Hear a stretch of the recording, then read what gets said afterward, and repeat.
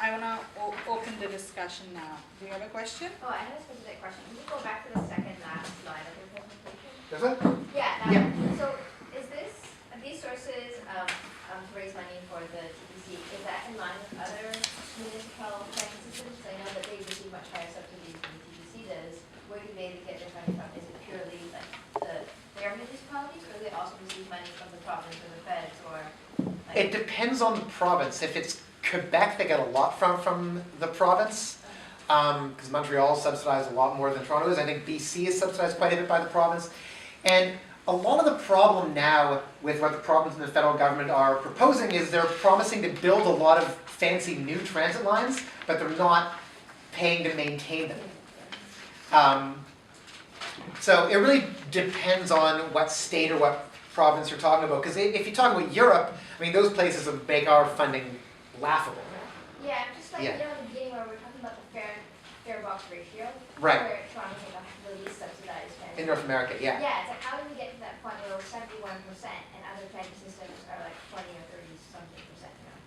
It's like, does this discrepancy come purely from city council? It depends Yeah. on many factors. I just wanted to flag something here. So before 2010, City of Toronto actually had negotiated some operating dollar subsidies from the province. You know, David Miller was the mayor at that time, who was, and Dalton McGuinty was the premier. So it's a lot of money were coming to subsidize their operating costs. That actually kept the price lower. Yeah. Another pressure that we have, so provincial government had taken away those subsidy, almost like $120 million in phases. So last year we lost almost like 20 million. This year we are also losing that. So that money is kind of, you know, dried up. Yeah. Again, it depends on the municipal government how they negotiate the different subsidies with different levels of government, also their own revenue sources. So province had taken away a big chunk of subsidy from us. That is a big pressure for City of Toronto at this point. And it used to be until the mid-90s that the province paid half the operating Yeah. costs. I just mean like, I mean, given the talk earlier, if it's useful for citizens to raise this to like their MPs and MPPs as well as city councilors, given that like the city doesn't seem to be able to bear the cost of. Oh, definitely. Yeah. Definitely. I mean, Canada's the only G7 country that doesn't have any national transit strategy. We basically are just, the way projects get built now is once in a while they'll throw money at something if it's politically viable. So Or building a new line. another way we can deal with it, look at different revenue sources, and that can be different revenue tools. So I just wanted to share this information. Sheila Block, who's an economist from Canadian Center for Policy Alternatives, she actually had done some number crunching. And when we talk about new revenue tools, actually there is a Toronto Star editorial today that talked about reinstating vehicle registration tax that would give the city almost $66 million. Again, if people pay $60 a month, a year, you are actually sacrificing a coffee. So, but it gives your city. So, people we need to have this conversation whether the city is going to reinstate some of the revenue tools. I encourage you to go to CCPA's paper, and Sheila actually did a lot of number crunching. And earlier this year, Mayor John Tory actually talked about paying for staff. And so that paying for staff has become a kind of, good hashtag for a lot of, Twitter followers, because our new city manager, Peter Wallace, actually had talked about how do we pay for programs and services.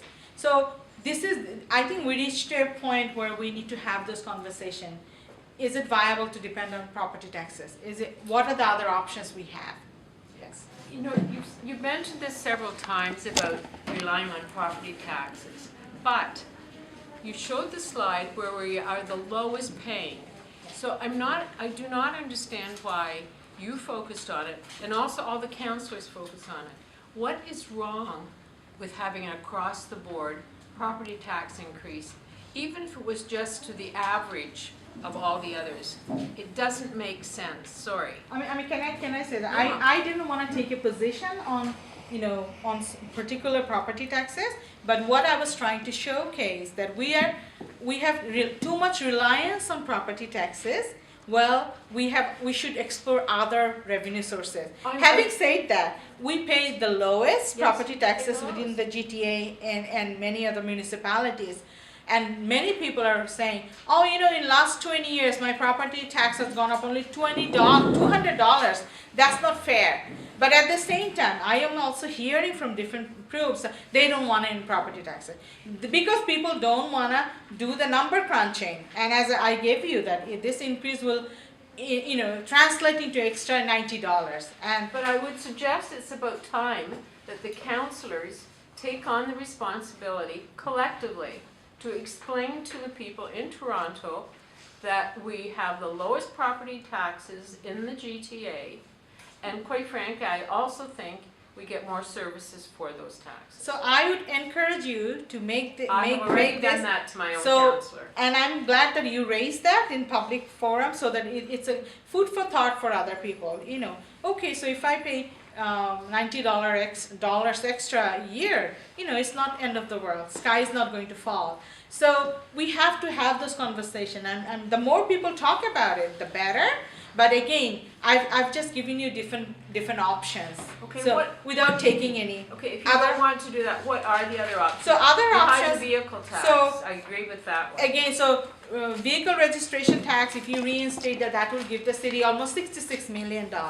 And according to Sheila Blocks, she has done a paper. So please go to Canadian Center for Policy Alternative and read Sheila's paper. And the number that if she was proposing non-residential parking taxes, that will give $177 million. That is not going to impact you and me. Mostly it's non-residential, Plaza and other places.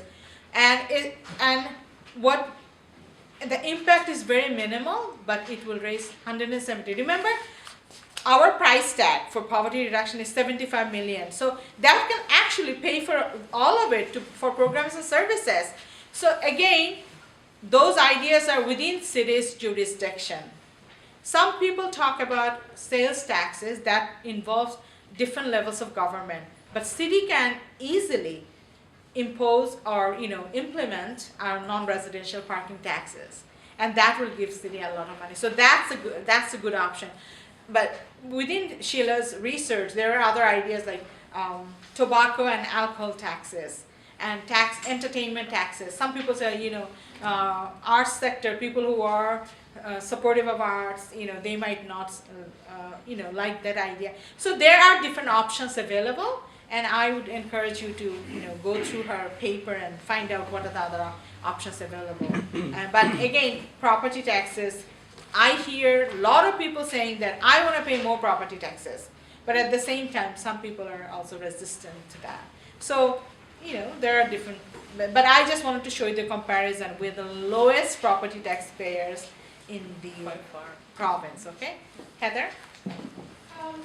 When you say entertainment taxes and tobacco taxes and alcohol taxes, I thought all this stuff was already taxed. So increase. So an increase in Yeah, it. certain, and so according to Sheila's research, it's a very minimal, increase. It's not a huge imposition on people. So,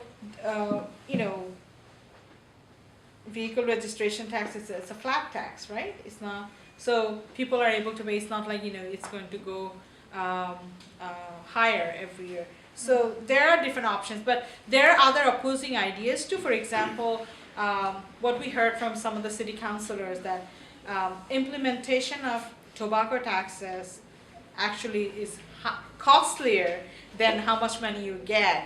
So ideas are there, but to what extent it's feasible, but city can definitely look at it. I'd be interested to hear from the mayor and the budget chief to say that, we need a staff report on what are the other revenue tools we have that we can look into without going into other levels of government. And within City of Toronto Act, city can actually look into different revenue tools. They have the power to do that, but are they going to do it? That is the conversation you need to have with your councillors. And the more you speak out, and again, just use a kind of equity lens. Who is it going to impact? How much are you going to impact it? So there are numbers, but our preliminary research, a lot of people will not be impacted to a large extent. Also, one idea that has been in the media and has been talked about in council lately is to sell Toronto Hydro. And personally, I think that would be a very bad idea. Because it brings in the city money every year and has been bringing the city money every year. And what we would get from selling it would just be a one-time boost, and then it would be like, I think the saying people use for it is burning the furniture to pay the rent. Yeah. Eventually you run out of furniture. I just heard that that was going to be a portion, am I correct? It was going to be 40% is what they were talking about. But that could easily, but That if could it, change with the negotiations that we have. sure, yeah. But again, all the research and past experience show that's a bad idea to sell your assets to pay for your debts, right? Anyway, any other thoughts? Yes. You mentioned that you have estimated the shortfall for the poverty program is 74 million, 75. 75. In the preliminary budget, is there, and I know that Toronto has a plan to approach poverty. Have they included anything in the budget to approach it, or not really? So some of the $6 million that they mentioned, it's referred, that's my understanding, is not materialized yet. But what we heard from city staff and city budget, that they have included them in different programs and services. What we want to see, new investment, not some of the existing investment. So that's the concern at this point in time. Because city made that commitment, we just want to make sure that they invest in it. And they did invest last year. And we want to make sure that they invest more because again, it's a growing city and you need to go to the next level of poverty reduction. So it would seem that they haven't really invested or budgeted for what they are proposing to do. That's my reading, but then, when you talk to city staff or councillors, they're saying, there are so many different numbers flowing, but we are going through the analyst notes and everything. Our understanding is not, there's a huge shortfall. But as I say, just one non-residential parking tax would give the city 177 million. That can, or even vehicle registration tax, it can pay 90% of the poverty reduction money, so out of that 75 million, they can get 66. So the options are there.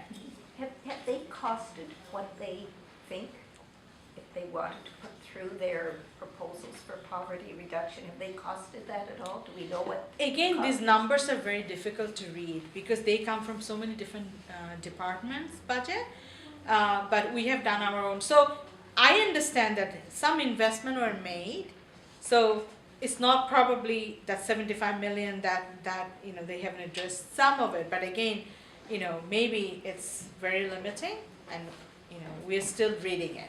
That's how I see it. Any other thoughts? Questions? If not, I just wanted to give you some, Miles, do you have anything to add to this conversation? Okay. So, few things that you need to understand. We have given you some numbers and you need to speak out. And the more you talk to your counselor, the better. How many of you had an opportunity to speak with your counselors? Can you show of hands? Okay. This year or before? How many have spoken already this year? Okay. Only few. So I know that, we just got back from holidays and, New Year, people are busy with their work, but this is how the system works. You need to really take interest in it. People think politics is for election. Actually, politics is for every day, because the decisions that are made, that actually impact you in a way that sometimes we don't understand until very late. So the beauty of Toronto City Government, everything's on the record, meetings, these are live streamed, recorded, and we would encourage you to participate. If you can depute next 3 days, please write to your counselor. And, Councillor Pasternak has a website, and we can provide you all this information, phone number. And one thing you should know, if it's 1 or 2 people, it won't matter. If it's, the number will speak, volume. So the more people get engaged, the more they will say, oh my God, all of a sudden 100 people call me. I just wanted to give you one example. Once I went to see my MPP, and there is this gentleman coming. Friday is a constituency day. You don't need it. It's an open day, right? You don't need an appointment. So I went to see my MPP, and this gentleman was coming on a bike, and my MPP said, oh my God, he's coming again. This gentleman, he comes every Friday to say over and over all his complaints. And the reaction that I got from my MPP, that actually says something, that gentleman made an impact. Sometimes we think, oh, nothing's going to happen. So I would encourage you. How many of you want CTC Fair to go down? Show of hands. How many of you want affordable housing in this city? All of us, right? How many of you want free and accessible services for people? All of us. We all want. One example of city's investment in people, Calgary's mayor Naheed Nenshi, he talks about it. His family wasn't very rich, but he lived downtown, and all these programs and services were, after school, recreation, swimming, everything was available within 10 minutes walk or public bus. And he said that actually helped him to reach his potential. Now he became a great researcher, academic, as well as a great politician. A person of color of a very white privileged city. So I just wanted to point out, city services matter. They actually help people to reach their potential. And we want to build an equitable and accessible city. And so that all the programs and services are for everyone. Okay? So, we have this campaign called Commitment to Community. You can visit our website. Currently, we have all this information posted. It's called www.povertyreductionto.ca. And one thing that you can, when you talk to your counselor or mayor, if you write to your counselor, please CC the mayor, so that mayor also gets a copy, okay? What you need to tell them that you made a commitment to reduce poverty. You have agreed to Toronto's first ever poverty reduction strategy. And now you need to invest in it. If you don't, then it is going to be a strategy, a report that is gathering dust on a shelf. You don't want to do that, right? And you can quote even our Mayor John Tory, who talked about investing in people. So just make sure that he does it the right way, not in a very superficial or piecemeal way. And read Toronto Star editorial today that made a very good case for vehicle registration tax. So these are the ways you can be involved. And also we have an online petition on togethertoronto.ca. That is our website. And the way we have designed that, people don't have time. We have 2 jobs, 3 jobs, families to take care of, and so many headaches, right? But how we design this online petition, you put your postal code and you click, it goes straight to your counselor. And they are legally obliged to respond to it after a certain number of petitions come to them. So I hope that you take advantage of that. And how many of you here, I see some youth faces, are involved, active on social media, Twitter and social Facebook and all those. Use hashtag pay for staff, okay? That is what a lot of people are doing, and Toronto Politics, TO Poly, Poverty Reduction, City Budget 2016, just to say that we need investment in people, because there is a return on investment. If you don't invest in people now, then you pay more later. So when we have youth getting breakfast programs and children getting good nutrition in school and getting support in after school program, their mental and physical health is good, so we have less crowd in hospital emergency. As simple as that. When we have access to subsidized childcare, what happens? Children are taken care of by professional, skilled child carer, so that parents can go into work, pay more taxes, and contribute more, right? As simple as that. So talk to your counselors about investing in people so that they save money actually in the end.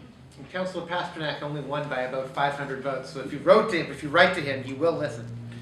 And it's really great of all you guys to come out here. It's, this is how activism happens, and this is how change is made, and we're the type of people politicians listen to. So, thank you.